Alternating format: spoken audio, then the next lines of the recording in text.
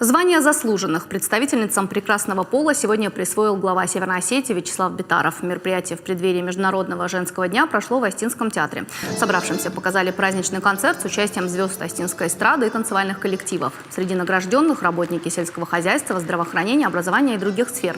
Звание заслуженного журналиста Северной Осетии присвоили известному российскому тележурналисту Ирине Таболовой. Эту награду в республике вручают впервые.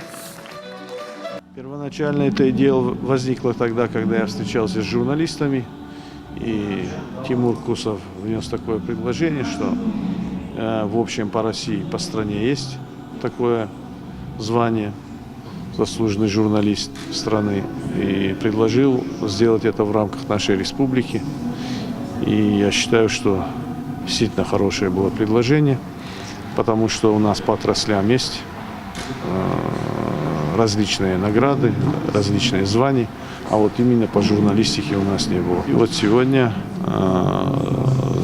профессиональное сообщество журналистское, пообщавшись между собой, предложили Ирину Таболову, и считаю, что это заслуженно.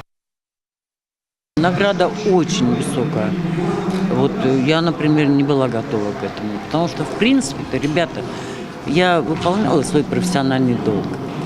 И за выполнение, я считаю, что рядового такого профессионального долга, мне такую награду